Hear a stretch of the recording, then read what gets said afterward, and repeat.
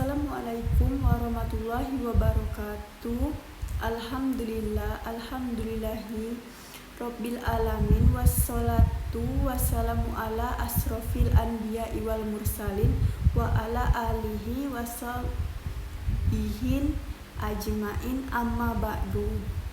Yang pertama dan paling utama, marilah kita haturkan puja dan puji syukur kehadiran Allah Subhanahu wa Ta'ala yang telah melimpahkan rahmat, taufik, dan hidayahnya.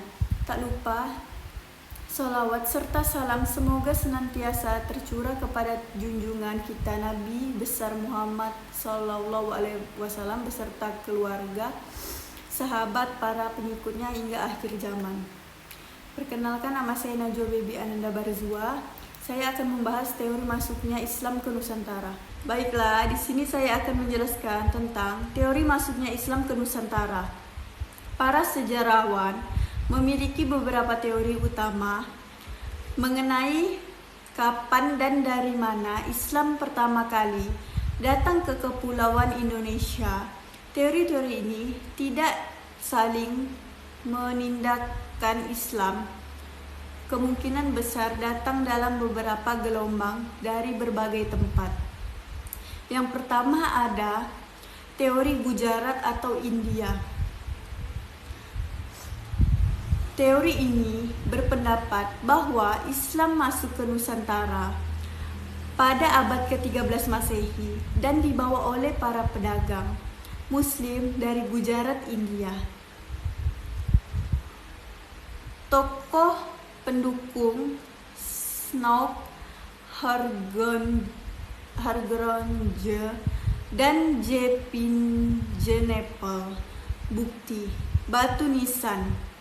Adanya kesamaan bentuk nisan Sultan Malik As-Saleh atau Sultan Samudra Pasai pertama wafat 1297 dan nisan Maulana Malik Ibrahim wafat 1419 di Gresik dengan nisan yang ditemukan di Kambai, Gujarat. Terus mazhab atau kebanyakan muslim di Indonesia menganut mazhab Syafi'i yang pada saat itu juga dominan di wilayah Gujarat.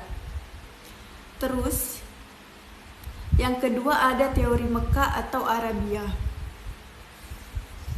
Teori ini menyatakan bahwa Islam datang langsung dari Timur Tengah atau Mekah dan Mesir pada abad ke-7 Masehi, jauh lebih awal dari teori Gujarat. Tokoh pendukung Hamka atau Haji Abdul Malik Karim Amrullah. Bukti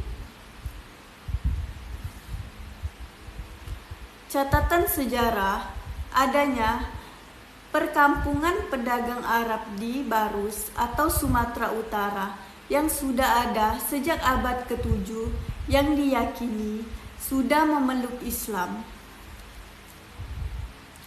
Mazhab Syafi'i sangat dominan di Mesir dan Mekah pada saat itu, sehingga logis jika para penyebarnya membawanya langsung ke Nusantara. Gelar Raja Samudra Pasai menggunakan gelar Al-Malik, gelar yang umum digunakan di Mesir. 3. Teori Persia atau Iran. Teori ini meyakini bahwa Islam masuk pada abad ke-13 Masehi dan memiliki pengaruh kuat dari Persia atau sekarang Iran. Tokoh pendukung Hussein di Janingrad. Bukti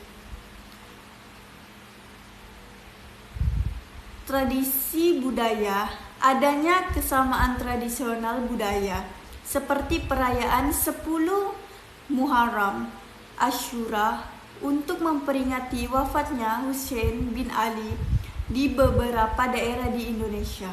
Seperti Pariaman atau Sumatera Barat, tradisi ini dikenal sebagai tabui. Ajaran Sufisme, beberapa ajaran tasawuf atau sufi yang berkembang di Indonesia memiliki kesamaan dengan ajaran sufi yang berkembang di Persia. Sejarah dan saluran perkembangan Islam.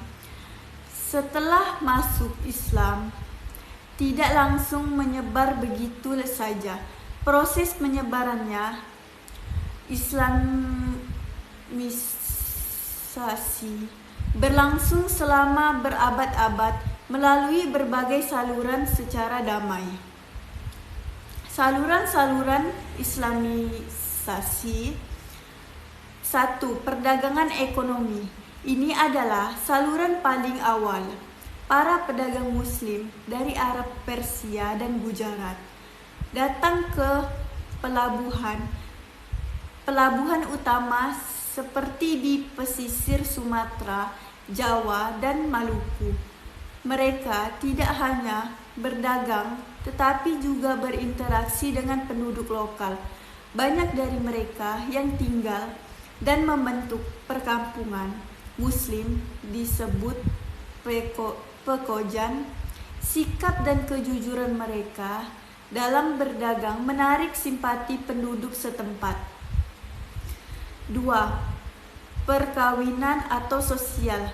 Para pedagang Muslim yang menetap sering kali menikah dengan wanita pribumi. Jika pedagang tersebut menikah dengan putri seorang bangsawan atau raja, proses islamisasi di kalangan elit kerajaan menjadi lebih cepat. Syarat untuk menikah adalah pihak wanita harus memeluk Islam terlebih dahulu. 3. Pendidikan atau pesantren. Para ulama, kiai, dan guru agama mendirikan lembaga pendidikan Islam yang disebut pondok pesantren. Di sinilah para santri dari berbagai daerah datang untuk belajar agama. Setelah lulus mereka akan kembali ke kampung halaman masing-masing untuk berdakwah dan menyebabkan Islam lebih lanjut. Terus yang keempat ada tasawuf atau sufisme, ajaran tasawuf.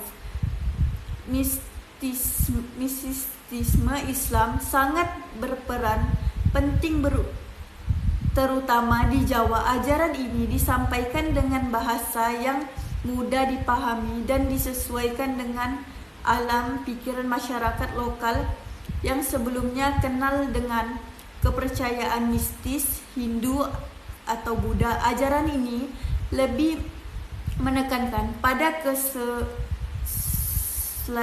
kesalehan batin daripada aturan hukum fikih yang ketat pada tahap awal. 5. Kesenian dan budaya ini adalah saluran yang paling efektif terutama di Jawa. Para penyebar Islam, khususnya Wali Songo, 9 wali, menggunakan media budaya lokal untuk memasukkan ajaran Islam. Contoh,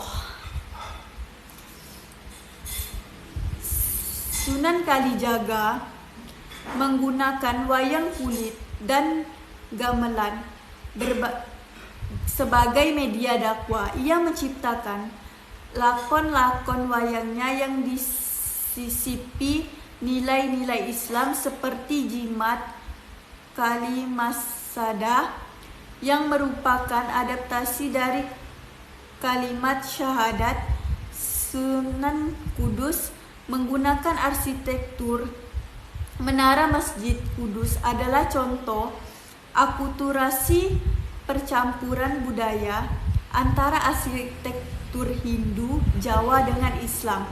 Sunan Bonang dan Sunan Diraja menciptakan tembang lagu Jawa seperti Tombo Ati yang berisi ajaran tasawuf. 6.